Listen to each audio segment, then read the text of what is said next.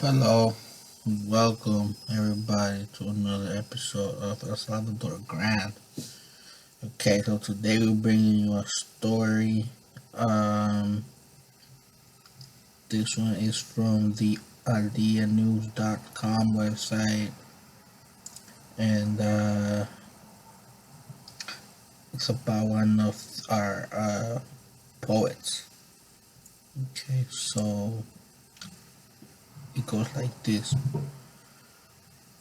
Horacio Castellanos Moya returns with El Hombre Amansado, a novel about the suffering of life in exile. The Salvadoran writer returns to the character of Moronga, his latest novel, to portray the paranoia and uprooting of an immigrant due to violence. Horacio Castellanos Moya was born in Tegucigalpa, Honduras, where his mother was from, in 1957. But when he was 4 years old, the family moved to El Salvador, his father's homeland. There he finished school and began studying literature at university, but at the age of 22 he decided to go abroad, first to York University in Toronto, Canada, then to Costa Rica, Mexico, and Spain, and ended up becoming one of the most important Central American writers on the world's literary scene. Author of several novels critical of his adopted country to such an extent that he had to go into exile from El Salvador, Castellanos now publishes the novel El Hombre Amansado, Literatura Random House 2022, in which he recovers the protagonist of his last novel, Moranga, a Salvadoran immigrant to the United States named Erasmo Aragon, to continue describing the suffering of life in exile. This time, Erasmo Aragon suffers an abrupt life change when he is left without a job after being falsely accused of sexual abuse. The tension that this incident generates leads him to bury his memories. Subdued by anxiolytics, he leaves behind the uninhibited person he was and transforms himself into a being tortured by paranoia and in a permanent state of alert. During the rediscovery of himself, he meets Jocelyn, a nurse who works at the psychiatric clinic where he is being treated and to whom he clings like a burning nail. To sever any connection with his past, Erasmus starts a new life with her in Sweden, which will be buried by an avalanche of dissatisfaction and dependence. He is a character who does not sympathize with political correctness. He is Salvadoran. He has been educated in a macho and violent culture. Therefore, when he goes to countries where this is not the norm, he enters into conflict and does not know how to adapt. The consequence is the sinking that I tell, explained the author in an interview with the online media codes.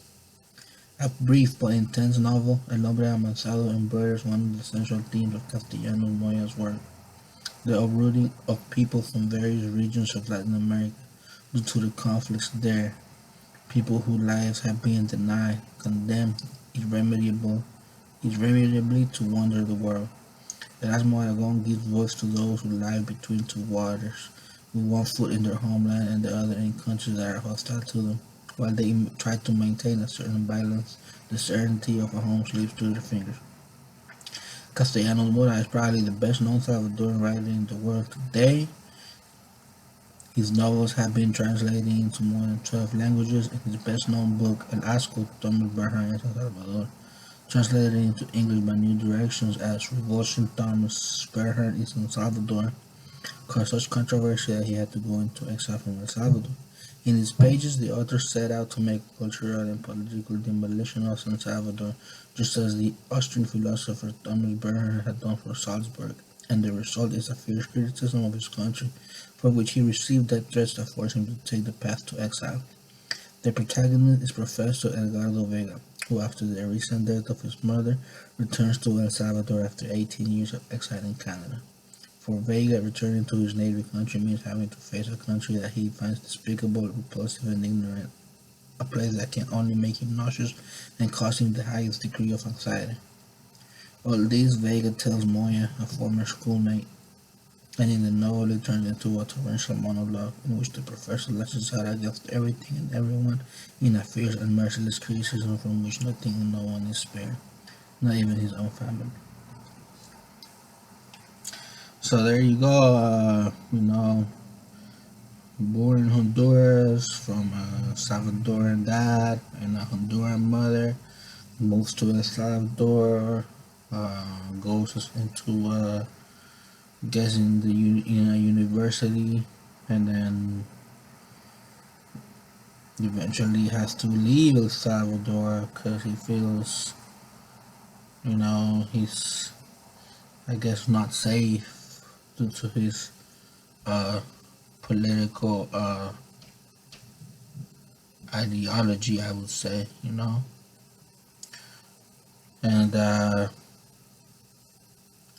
he's coming back with a new book.